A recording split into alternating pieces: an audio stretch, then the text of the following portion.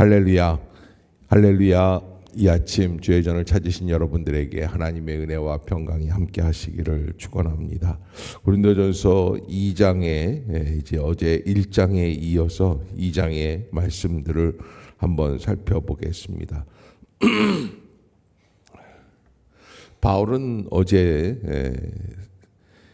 고린도전서 1장을 말씀을 하면서 우리가 하나님 앞에서 정말 인간의 생각으로 하는 것이 아니라 하나님의 뜻대로 행하는 것이 얼마나 중요한가라고 하는 것을 한번 말씀을 하셨죠. 왜냐하면 고린도라고 하는 것이 아테네 전도 이후에 이제 이루어진 사건이기 때문에 아테네에서 그는 복음을 증거하는데 철학적인 접근을 하다가 완전히 보기 좋게 실패하거든요. 그래서 사실은 이제 도시마다 교회를 세워나가는 바울의 전략이 있어요. 그래서 도시 전도 전략이라 그러는데 이 도시마다 세워나가는데 그리스 헬라 지역의 가장 중심이 되는 아테네에는 교회가 없습니다. 교회가 없는 것이 바울이 보기 좋게 아테네에서 실패했기 때문에 그래요. 그런 바울의 전적을 가지고 그 이후에 아테네에서 고린도로 가서 복음을 증거하게 되죠. 그러니까 오늘 본문 2장에서도 아예 단언적으로 말씀을 하고 있어요. 2장 1절에 이렇게 말을 합니다. 2장 1절 시작. 형제들아, 내가 너희에게 나아가 하나님의 증거를 전할 때에 말과 지혜의 아름다운 것으로 아니하였나니. 말과 지혜의 아름다운 것으로 아니하였나니. 왜 그렇습니까? 왜 말로써 지혜의 아름다운 것으로서 가능하면 그런 이야기를 하면 더 좋을 텐데 소크라테스 이후에 소크라테스가 이제 기원전 한 400년에서 500년 그 사이에 있는 사람이거든요. 그러니까 그 이후로부터 이제 그리스 지역에서 발달되는 게 있는데 자기 변론 아니면 연설 뭐 이런 것들이 발달이 됩니다. 한참 사람들이 이 바울 당시에는 변사라고 얘기하고 말하는 것에 대해서 굉장한 관심을 가지고 있습니다. 어떨 때는 뭐 실제 하느냐 못하느냐 보다는 말이 되느냐 안 되느냐가 더 중요할 때가 있죠. 그런 그 그리스 헬라 철학의 그런 중심이 언어 기반을 가지고 있기 때문에 언어 속에서 그것들을 추구해 나가는 모습을 보게 돼요. 그러나 바울은 오늘 그런 언어적인 그런 유희, 언어적인 이야기 이런 것들이 아니라는 이야기를 말을 하는 거예요. 우리가 전하는 복음은 어떤 것이냐? 말과 지혜의 아름다운 것으로 아니하였다. 말과 지혜의 아름다운 거죠. 그러니까 말을 잘 능수능란하게 해서 사람들의 마음에 참 그렇구나, 저 말이 믿어지는구나 이렇게 하지 않는다는 거예요. 사람의 지혜를 가지고 사람의 지혜의 논리를 가지고 복음을 증거하고 받아들이게 하지 않겠다라는 거예요. 왜냐하면 2절 한번 봅시다. 진짜 복음의 중요한 핵심은 뭐라는 거예요? 시작.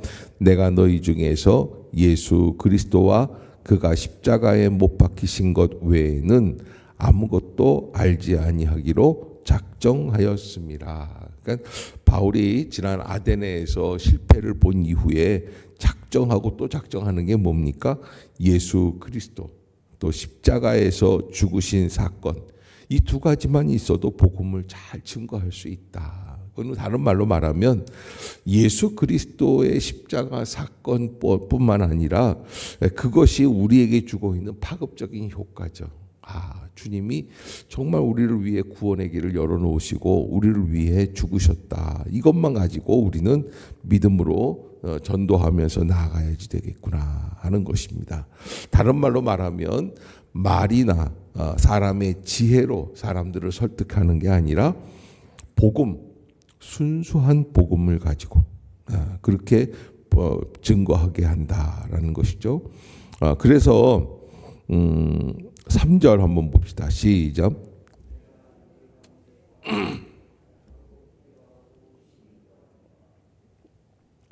내가 너희 가운데 거할 때 약하고 두려워하고 심히 떨었다. 왜?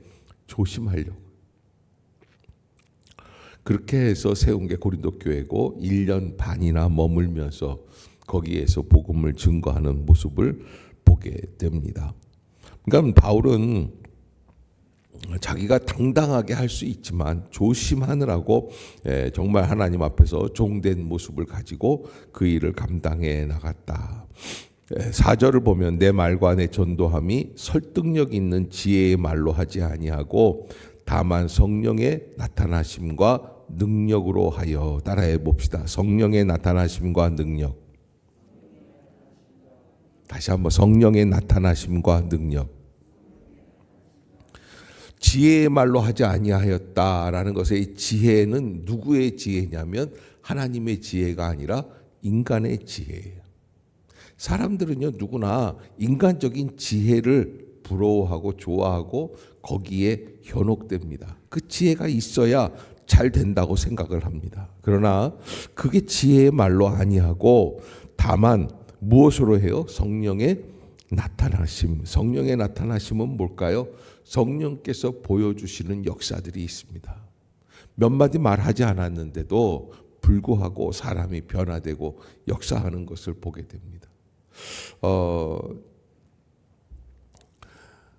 제가 이제 그 23살 때 은혜를 받고 그때 한참 이제 복음을 증거하러 다니면서 전도자의 모습을 갖고 하나님 앞에 영광을 돌리기 위해서 막 애쓰는데 그 24살 때부터 시작해서 26살, 27살 요때가 이제 좀 피크였던 것 같아요. 이제 하는데 인하대 인천에 있는 인하대학 캠퍼스 안에서 복음을 증거하는데 신입생 오리엔테이션 하는 날이었어요. 2월 마지막 주였는데 이렇게 이제 복음을 다 증거하는데 신입생들을 이렇게 보면 알잖아요. 그래서 당신은 예수를 믿으십니까? 예수 그리스도는 우리를 위하여 구원의 역사를 열어놓으신 구원주이십니다. 뭐 이런 얘기들을 쭉 해나가고 있는데 이렇게 보니까 참 키도 늘씬하게 큰 아주 멋지게 생겼어요. 남자 학생이. 저런 사람이 좀 예수 믿으면 이 캠퍼스에 얼마나 좀 도움이 될까라는 생각을 했어요. 이게 너무나 인간적인 생각이죠. 그렇게 해서 복음을 증거하려고 얘기를 하는데 얘가 복음에 대해서 알아요. 아는데 내 말에 수긍을 하지 않아요. 그리고 자기도 논리가 지옥에 갈 수밖에 없는 영혼이라는 걸 알아요. 근데 인정을 안 하는 거예요. 그래서 20살짜리하고 제가 절대 전도할 때 10분 이상 논쟁을 하면은 안 돼요. 왜냐하면 학을 띄어요. 그러면 그 다음번에는 누가 다른 사람이 저 복음에 대해서 한번 들어보실랍니까? 이렇게 하면은 나 지난번에 인천에서 인하대에서 만난 어떤 전도자가 있었는데 아주 그냥 그때 학을 띄었다. 2시간 동안 내가 떠들었어요. 싸웠어요. 내가 오면서 생각을 했어요. 왜 내가 쟤랑 싸웠을까? 20살짜리 6, 7살 어린 학생인데 제가 오면서 생각을 했어요. 내가 아직도 내 변화되었다고 생각을 하는데 내 고집을 못 버리는구나. 나도 지기 싫은 거예요. 나도 너를 굴복시키고 싶은 거예요. 여러분 전도하는 일에 있어서 가장 중요한 거는 인간의 심리가 있는데 그게 뭐냐면 전도를 하다가 내가 논리를 피고 내가 말하는 방식에 대해서 저 사람이 어떻게 하기를 원해? 수긍하고 들어오기를 원하는. 그런데 그렇지 않거든요. 사람들이 그 말에 어떻게 수긍을 합니까? 그래서 제가 그때부터 결코 내 논리로 이야기하지 않으리라. 그게 제 결단이에요. 36살, 37살쯤 한 10년이 지났죠. 부목사 한참 무학교에서 부목사 할 때인데 그때 이제 제 기도 제목은 뭐였냐면 주여 준비된 자를 만나게 해 주시옵소서라는 거예요. 준비된 자를. 왜냐하면 준비가 안 돼 있으면 제가 100마디 말을 해서 그 문을 열 수가 없어요. 그래서 정말로 전도를 하면서 제가 느꼈던 것 중에 한 가지가 뭐냐면 성령께서 준비해 주시는 영혼이 진짜 마음의 문을 열기가 쉽더라고요. 어느 날 온누리교회 앞에서 택시를 타고 어디를 가려고 이제 했는데, 아유, 기사 아저씨가 되게 잘생기셨네. 이제 50대 중년 남자인데 그렇게 이제 시작을 하면서 이런 얘기 저런 얘기 하다가 아유 감사합니다 뭐 그러고서 자기 인상 좋다고 그러다가 이제 아유 이렇게 잘생기신 분들은 예수님을 믿어야 되는데, 그러니까 이 사람이 그 다음부터 말을 안 해요. 그러니까 뭐냐면 나같이 얘기하는 사람들을 만나봤다든지 아니면 예수 그리스도를 자기는 안 믿겠다라든지 뭐 반응이 그러죠. 싸늘해요. 딱 말을 하는. 내릴 때쯤 이제 저쪽 그 용산 넘어서 저쪽으로 가서 이제 내렸는데, 내릴 때쯤 되니까 이 사람이 딱 한마디 하는 거예요. 그런데 하나님이 살아계신다면 왜 저희 집사람을 데려갔을까요? 그러니까 무슨 얘기냐면 아내가 죽은 거예요, 첫째. 그리고 아내가 예수를 믿었던 것 같아요. 아내가 죽기 전까지는. 그래서 이제 자초지종을 알아보니까 딱 1년 됐어요. 그러니까 다음 주가 아내 기일이에요. 그런데 아내가 얼마나 열심히 권사였대요. 그러면서 그냥 이 교회를 열심히 다니고 신앙생활 열심히 하고 뭐 그랬는지 모른다. 그런데 암으로 죽은 거예요. 그러니까 그 얘기를 하면서 저한테 이제 말하는 거죠. 어찌 하나님이 살아계시면 그럴 수가 있습니까? 그래서 이제 그때부터 이제 그분을 설득하기 시작을 해요. 그럼 뭐라고 설득하냐면 당신 천국이 좋으냐 여기가 좋으냐 뭐 이런 얘기서부터 시작해서 이제 했어요. 그래서 제가 막 꾸짖고 왜 당신은 교회를 안 나가느냐. 아내가 그렇게 병으로 갔기 때문에 나는 도저히 하나님이 살아계신 걸 못 믿는다. 뭐 이런 얘기도 하면서 이제 얘기를 했는데, 결국에는 이제 무슨 얘기가 끝나냐면 이제 다음 주 추도일 때 그 아내가 다니던 교회의 목사님을 모셔다 추도 예배를 드릴 거냐, 아니면 그때 화가 나서 절간에 갖다 놨대요. 아내 그 유고를 스님한테 가서 불공을 드릴 거냐. 이게 이제 결정이 안 됐다라는 거예요. 그래서 제가 막 얘기를 하고 꼭 모셔와서 해야지 된다. 그랬더니 그분이 한 30분을 차를 세워놓고 거기서 이야기를 했어요. 그때 내린 결론이 이제 그분이 알겠다고 받아들이겠다. 제가 몇 마디 얘기한 건 아니거든요. 근데 어떻게 마음이 그렇게 감동이 되는지 순식간에 바뀌더라고요. 왜 그래요? 성령께서 그 마음을 준비해 주시는 거예요. 감동시켜 주시는 거예요. 그러니까 여러분, 우리가 항상 신앙생활할 때 가장 중요한 것은 무엇이냐면 성령의 역사하심이 필요해요. 성령의 도움이 필요해요. 성령의 나타나심과 능력으로 감당해야지 돼요. 그 5절에 보면 너희 믿음이 사람의 지혜에 있지 아니하고 다만 하나님의 능력에 있게 하려 하노라. 따라해 봅시다. 하나님의 능력.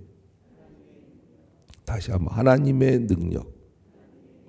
온 우주 만물을 주관하시고 섭리해 주시는 하나님의 놀라운 역사가 있습니다.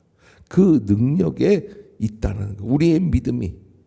그러기에 우리가 이 세상을 살아갈 때 무엇을 의지하고 살아가야 되느냐? 십자가의 예수 그리스도의 그 절절한 마음, 투박한 모습. 그러나 그것만을 가지고 나는 하나님의 은혜 가운데 나가야지.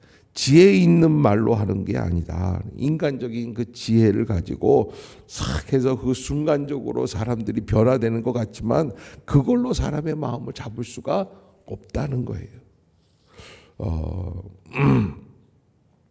오직 성령의 나타나심과 능력으로만 감당한다라고 하는 것입니다. 그러기에 바울은 아데네에서의 그 실수를 가지고 다시 한번 새롭게 고린도에서 우직한 모습으로 나는 복음의 역사를 이렇게 증거하기로 원합니다. 그렇게 하는 이야기죠. 그 바울이 이런 이야기를 합니다. 6절에 보면 그러나 우리가 온전한 자들 중에서는 지혜를 말하노니 이는 이 세상의 지혜가 아니요 이 세상에서 없어질 통치자들의 지혜도 아니요. 그러니까는 정말 성숙한 사람들 가운데서는 지혜를 가지고 얘기하는데 그 지혜는 어떤 지혜냐? 7절 시작. 오직 은밀한 가운데 있는 하나님의 지혜를 말하는 것으로서 곧 감추어졌던 것인데 하나님이 우리의 영광을 위하여 만세전에 미리 정하신 것이라. 아멘. 그러니까 하나님께서 우리에게 주시는 하나님의 지혜가 있어요. 어떻게 그렇습니까?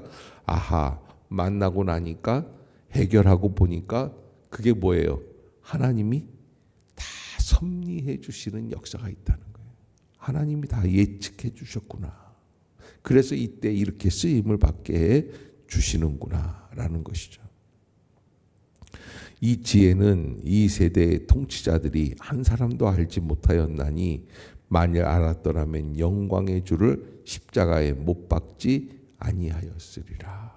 그래서 여기 이제 그 바울이 말한 하나님의 지혜, 이 하나님의 지혜는 아마 대략 하나님께서 인간을 죄된 인간, 죄 가운데 빠진 인간을 무엇으로 구원해 주실 것인가? 라고 하는 사실을 우리에게 알려주시는 것이죠. 그러면서 바울은 이 하나님의 지혜 가운데에서 이렇게 말씀을 하고 있어요. 10절 시작. 오직 하나님이 성령으로 이것을 우리에게, 성령은 모든 것 곧 하나님의,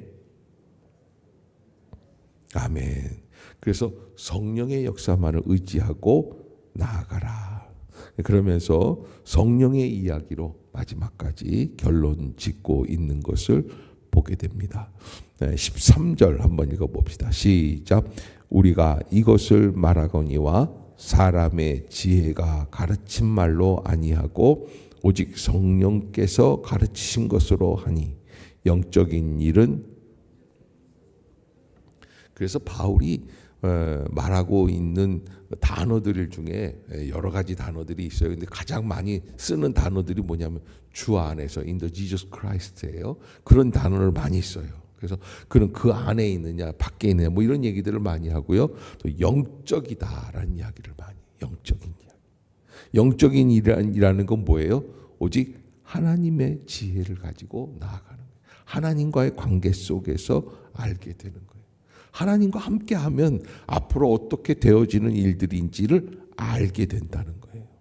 그러면서 12절에 우리가 세상의 영을 받지 아니하고 오직 하나님으로부터 온 영을 받았으니 이는 우리로 하여금 하나님께서 우리에게 무엇으로 주신 것들, 은혜로 주신 것들을 알게 하는 깨달음이 있어요. 자기들 나름대로의 깨달음이 있습니다. 아하, 이렇게 하시려고 이 길을 인도해 주셨구나. 이게 바로 영적인 깨달음이라는 거예요. 그 영적인 깨달음, 인사이트가 있으면 당시에는 이 사건이 너무나 억울하고 답답하고 안타까운 일일지라도 지나가다 보면은 그게 아하, 하나님께서 오히려 나에게 은혜를 주시는 거구나라는 그 사실을 알게 된다라는 거예요. 14절에 그러면서 육에 속한 사람, 육에 속한 사람은 어떤 사람일까요? 세상적인 일에 더 가까운 사람들. 이런 사람들은 하나님의 성령의 일들을 받지 아니한다. 용납하지 않는다. 받아들이지를 않는다. 이는 그것들이 그에게는 어떻게 보여요? 왜? 십자가에서 죽으면서 하나님이 그럴 수 있을까? 아니 하나님이 하나님이라면 왜 십자가에 꼭 죽어야 우리를 구원할 수 있다는 거예요. 하나님은 만물의 통치자이시고 만왕의 왕이시고 모든 것을 다 섭리하시는 분인데 꼭 저런 식으로 해야지 되느냐? 예? 왜 고난을 통해서 왜 이 세상을 구원을 하시려고 그러시느냐? 어리석게 보인다는 것이죠. 또 그는 그것들을 알 수도 없다 그래요. 그거는 뭐예요? 그런 일들은 어떻게 돼요? 영적으로라야 분별되기 때문이다. 영적으로.